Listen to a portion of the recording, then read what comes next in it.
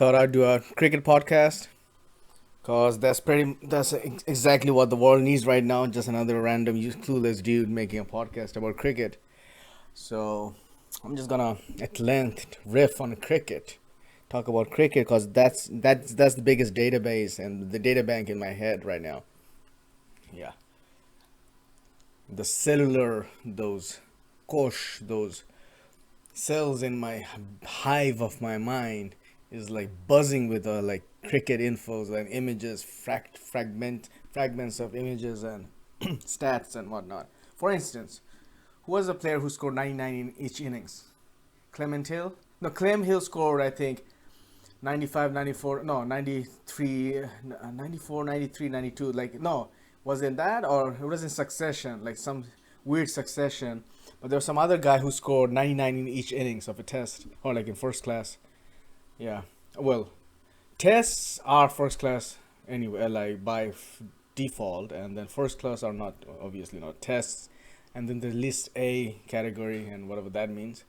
When was the first time someone started doing this list A category? There are so many obscure rules in cricket, like even the power play rule. I don't even know how many players are within the circle or outside the circle. Circle jerking. Outside the circle. Fucking. Lara 400 and 500. Were they against? It was the 400 was against England, right? I don't remember. Well, cause I didn't watch it, that's why I obviously don't remember. That was my during my blue period of my life when I was sleeping. I was sleeping in Compton. And 501, it was against what? Some Shire, Warwickshire. Then remember the other match where that they're like falling on, leading. I mean, about to lose by an innings and no falling. Yeah, falling on, and then they actually go on to win the match. I think it was Hampton versus some other team, a long time ago. And they're the Bees with the lowest score in first class, six runs, Bees. And I hats off to you. I doff my hat off if you can rattle some team names which scored ducks in each innings. Both teams scored ducks. Wisdom took 10 wickets, bowled. What does underarm mean anyways? Like people talk about underarm. Underarm doesn't necessarily mean rolling. I mean, you can just bounce it. That's what I used to think. Underarm means that you fucking roll the shit. Like the underarm incident. The who was the chapel talking about the disgrace apparently. Yeah, probably Rob Linda has a video on it. Yeah, many of Rob Linda's videos have become kind of clickbaity, but he's the godfather of fucking cricket database, and he has two accounts, right? Shout out to Rob Linda.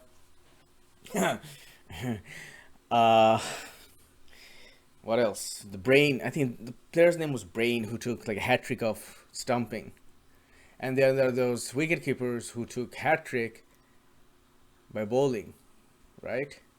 There was one guy who used to use meat steaks in his gloves to practice wicket keeping. And then there was some other player, like what they used to do. They would throw. They were in a boat trip, and they would throw hot potatoes from one boat to another, to and fro to practice catch. I could be making this shit up. I don't know. But the Bradman's golf tank story is true. I think that's why he's kind of like. I used to have this. I mean, the way I used to have it. I mean, the way as you said, I would have been another Bradman if I only haven't tried. Only if I tried. No, I was in South Africa. We had this empty room, and it was this fucking empty room. It was supposed to be the drawing room, living room, and what I used to do was take a ball, fucking slam it with this cane. The cane for the curtain.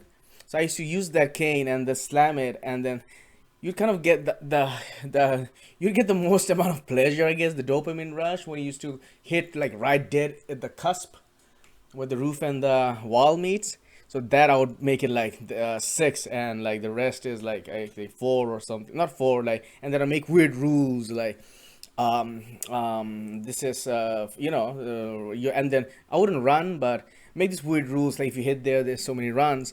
and I would pretend I'm Sri Lanka, and then, four or five players come and bat, and then we switch, and I'm another team, and then I play this imaginary game of like a forever alone boy, this alone in my head, and I was constructing this entire match in my head, like this imaginary world. So I mean, yeah. So I can only imagine what Bradman must have been like feeling like when he honed his skill with the golf tank uh, club ball hitting, because yeah, I mean, yeah, it's like he associate dopamine and like pleasure with that whole process, whereas more people like fucking those drummies of the world, the Chanderpals of the world, fucking they make it a fucking excruciating Chinese water torture cell. So these people, so Bradman, he inherently, subconsciously, he associated massive amount of pleasure with just the act of hitting the ball. I mean, it's to him, it was entirely like a puzzle, like a game. To Eminem, it's like a puzzle, the whole thing. To Ashraful, yeah, salute to Ashraful Sarash. The whole Ashraful, yeah, like he's like a prodigy in cricket. Like he always thinks about cricket. He like sleeps, dreams, fucking. I'm sure he does. Like this, his brain is like a machine, constantly churning out equations on tactics and whatnot. He's this great tactical wizard with a blizzard of information steaming past his engine in that at a parsec and whatnot. Women cricketers, who's that, Melinda Clark or something? I'm not making fun of her, but seriously. I mean, well, actually, I mean, as much as the positive and like they're like soldiers, the women cricketers are all always on in the state and everything in the zone, like Mikai Chicks and Mikai State 24/7. But women cricket, serious, this as relevant as fucking the fucking best animated movie in the Oscar category. Like, who the fuck cares? I'm serious. At the end of the day, yeah, it's important, but serious, who the fuck cares? And again, I said that in jest, because I mean, but there are like even in Bangladesh, like the women, some women overnight became cricketers. So that's like massive inspiration. Like we were like, and I mean, inspiration in the sense that I mean, sure, if there's some niche to be conquered, why not go for it? I mean, who knows? I mean, she'll forever now be etched in the history of Bangladesh women's cricket, and I think that's fantastic. Like, I mean, that's the Ratarati, as they say. Like, she became overnight, although she had to do all the hard work.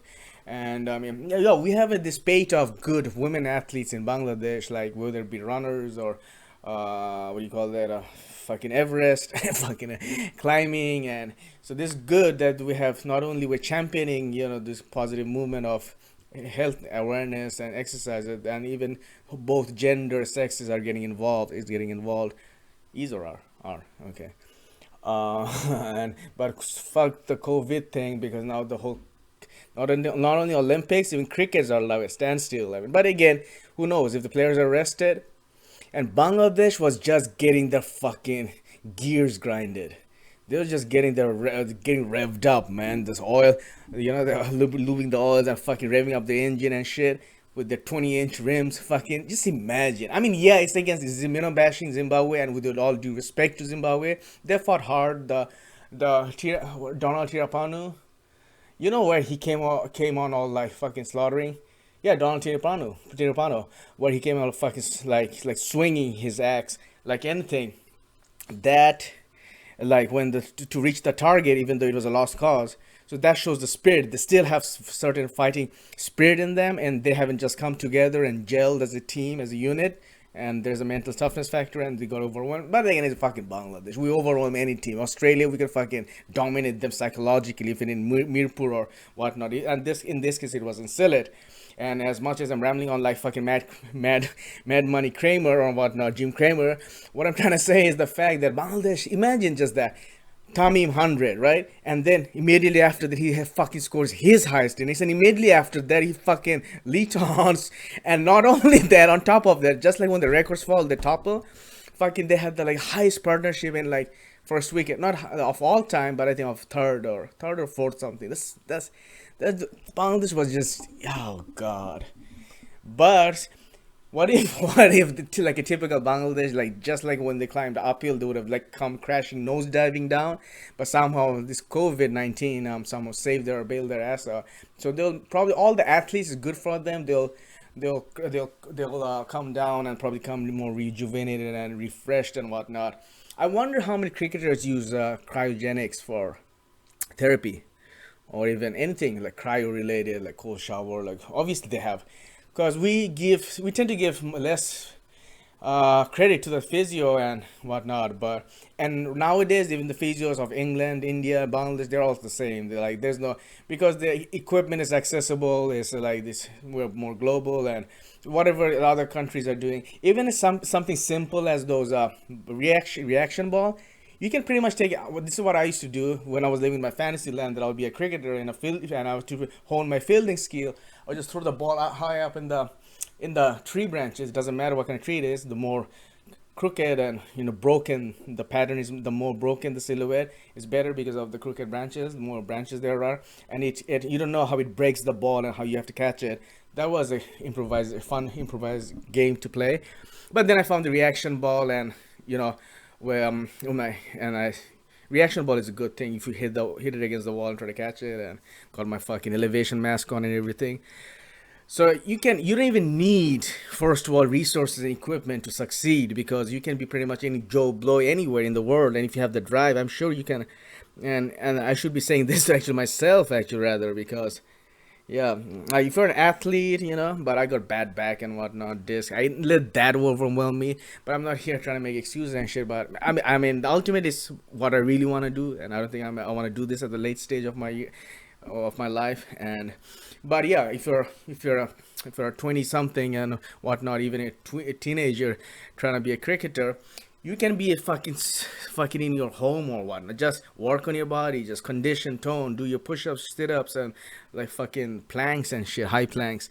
Like, and after that, if you get a ball, you can just practice catching all day. I mean, you don't even need to be in the nets actually. If you want to be bowling, find a park, find a tree, or just take a stick, plant it as a stump, and you can even be your own fielder. Hit it from one end, go and gather it like a fetch it like a dog. Dog used to play cricket back in the 1800s, like 1700s, during the times of the Victorian age. The dogs, there will be like the three dogs or something. There was a story, two dogs and one gentleman, or something like two gentlemen and a dog. I think they played a game like 2 innings. So I forgot that. But just Google dogs and cricket curiosities. The stumps used to be big, and they used to have those pale as the stumps at the other end, and they rolled the ball, and it had to went in inside the hole, and that would be considered out. Now, and that later evolved, morphed into the present day stumps. I mean stumps, yeah, like who knows, probably if it was called stumps because because of the actual tree stump. I mean, who knows, anyone's guess. And the earliest picture, this medieval monks or something, like a 14th century, but I don't know if that's cricket, legit cricket. And then there's the John Cheery's bat. What else? Cricket. Yeah, like fucking starting the Veld and shit with what's his name? John Deere, or what's his name? Not John Deere. I don't know, some John Deere. You had to prove in court. In court. He had to prove in court some at the Sunday records, like he violated by playing the game. But I got sidetracked because I was thinking of something else. The cricketers, yeah, the Victorian cricketers, like men against ladies, married against widowed, against like fucking smokers against non-smokers. They had all these variations, like chimney sweepers against fucking. I have actually a book actually. I actually have the book, the Curiosities of First Class Cricket, but I don't want to go and get it. So, and then there was another case where ball would roll downhill, and you have to, you know, climb uphill to bat, to bowl. But I'm not. I don't think I'm making that up. I know. Oh, I know what happened. I think someone had to take a bus to fetch a ball or something from the because it fell down the hill or some shit like that. I forgot. I think. When was the last time a 12th man scored 100? But they can. 12th man can. I mean, can they play in league matches? Can a 12th man, if a man is injured, the 12th man can bat and score 100 or not, and become man of the match. I know either you could become man of the match for subbing, just for your sub, or and sub is usually your fielding work, like right. And like John T, just for the being for his fielding, I think got man of the match once. John T Rhodes. There was Boone. Remember Boone with his mustache? I wonder Boone is doing right now. David Boone. Oh, back to the I think training. Like yeah. So once you do that thing down, like, and you gradually you like you but it's harder to practice batting. Even the whole fucking swing the ball by the rope thing is just cumbersome to make. But batting, you have to legit. You need a bowler to practice, and you need to have practice with a leather ball and shit. But even you can practice the form, your drives, and your fucking. And now that we're quarantined, you can practice your like a Tai Chi. You can practice the kata, so to speak, the kata of batting technique. Because if your drives are perfect, I mean, yeah, I mean, I'd love to bat. I'd love to emerge in the cricketing field as a batsman, man. Fucking shit. Be the next De Villiers, Superman of cricket. Fucking damn. Just kill like an assassin's mentality, assassin mode. Fucking spread the ball everywhere in the court. I mean, yeah. That would be my ideal. Like, if they were to say okay, you can be an avatar and like if we could like don an avatar like space suit and be the like be a cricketer, that's who I'd be. Like fucking AB de Villiers, and he went to office, I think, South Africa in office. I'll be back. I have to close my window because I don't want to catch fucking pneumonia right now.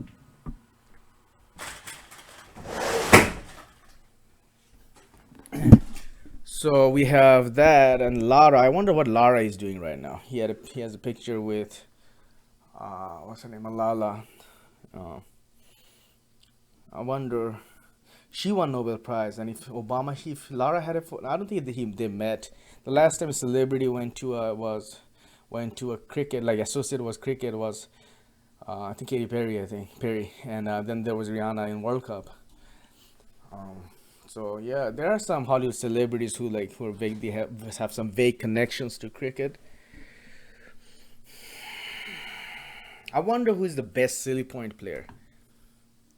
David Boone, Mominul, Mominul from Bangladesh. Indian player, Indian players. I don't know. I don't follow the Indian players too much, the IPL and everything. I don't even know who are the the stars of current cricket of current team is. It's just so it's hard to follow all the simultaneously. It's like plate spinning. Like you have to multitask, and, operate everything, follow everything simultaneously.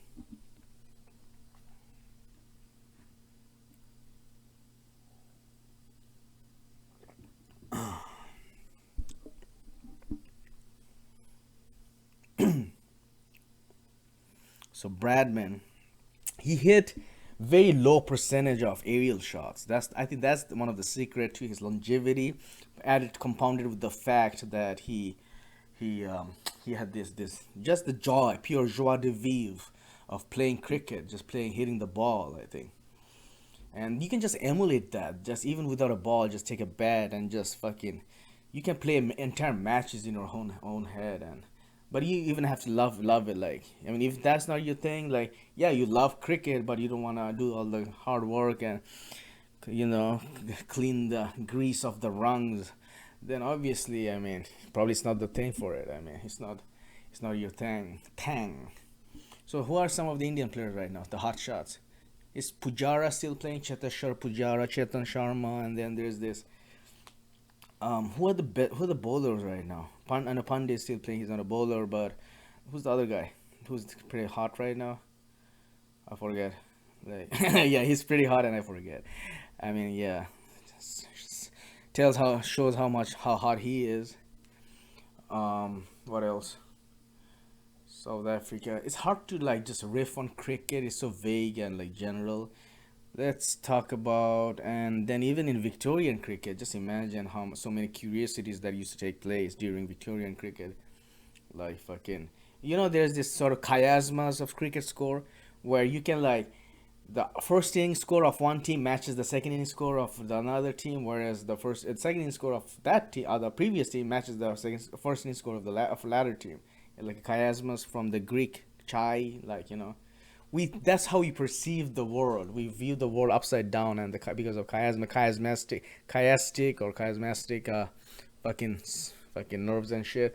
We that flips it around, and they actually did an experiment where they perceive the world upside down through our upside down glasses, and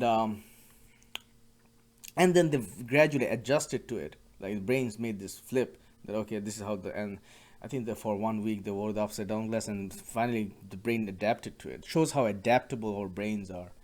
I don't know if it's a week, but I'm just guessing. But it'd drive you crazy if you were to fucking wear this glass and you perceive.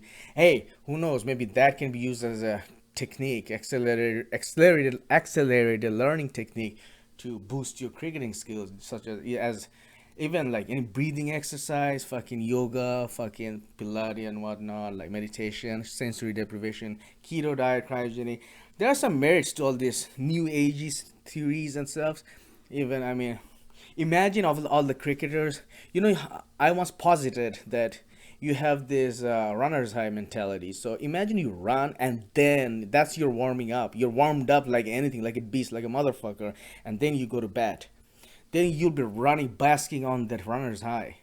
Instead of just going there fucking cold, like in the open, going out in the open like fucking all cold and shit, cold up. Then you're like, you're not warmed up and you have this desperate like fucking brain freeze and whatnot. I mean, cause you're just fucking sitting on the side rank, and then you just pad it up, and then your brain is in that torpor mode, the slothful torpor mode. Obviously, it will be enabled to make the supreme decision, and your circuit will misfire, and you'll fucking the lapse of concentration, and you'll be out. Who was your favorite commentator? Shamim Chaudhry. I mean, hands, you gotta give it to him.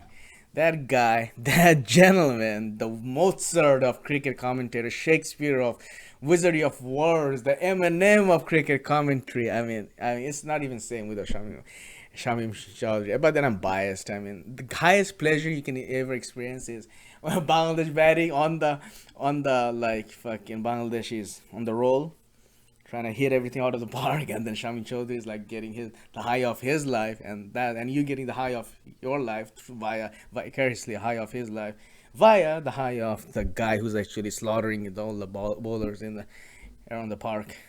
Yeah, we pretty much decimated, demolished. Bangladesh pretty much did that to Zimbabwe, but I wonder what would have happened. And this we're kind of it's like a kind of like a cliffhanger, like nature and cosmos and yeah, like cliff like a soap opera, never-ending soap opera that Bangladesh cricket is. It's like what would have happened? I mean, they were in like the peak form of their life, the supreme touch.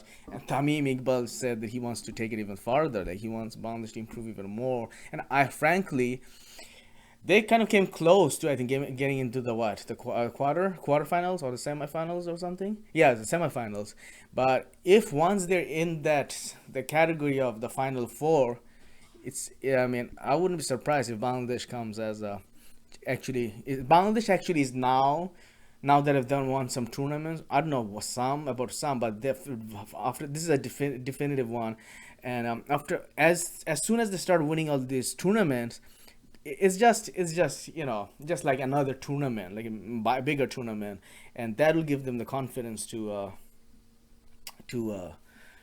fucking hack this World Cup victory and tournament. Well, I mean, and they're also bold. How do you even pronounce it? Buoyant, buoyed by the fact how the under 19 won the World Cup, and that almost became overshadowed by the professional. I mean, the performance of the professionals rather, the OGs of cricket, the Tamim Iqbal and Saqib. Oh, and then we just fucking did that without Saqib. Imagine that. Imagine if Saqib came and we have a. But then again, people say, "Oh, once that player got out, could have been two down. But if he didn't drop it, you don't know. That's like a false. That's like fallacious. That's fallacious as it can get. It would have been three down. I mean, only if and then someone drops the catch, and then drops another, and then another guy gets out, and you say, "Oh, if you only took that catch, it would have been two down." But you don't know that. Maybe after.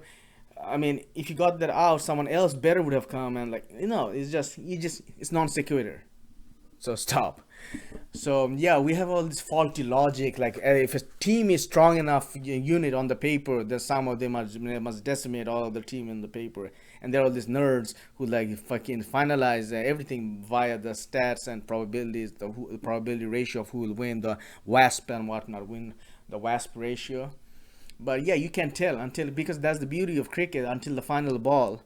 And how many games have there been where the final ball was a score of a six? one run needed, and so with the six, or even a 6 runs needed, and if you scored with the six, settle. I know Zimbabwe did it against us.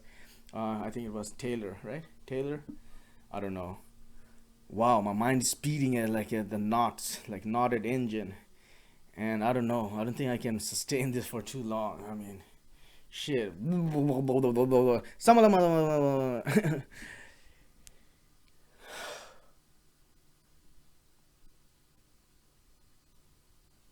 Samoa. Do Samoans play cricket? Cayman Islands. I wonder how many international countries, the sovereign nations out of 194 or something, actually play cricket. Because they have so many like fucking, and since the T20 is now popular, probably in Vanuatu, like they play cricket, or Seychelles, or like Saint Kitts and Nevis. I wonder what's the team like of Saint Kitts and Nevis. If I were to go to Saint Kitts and Nevis, that's guaranteed like entry in Wisdom. You play for Saint Kitts and Nevis, you bat or whatever, you immortalize in cricket forever in the lore and legends of cricket. Cause just like the King of Tonga, he has a Wisdom entry. Yeah.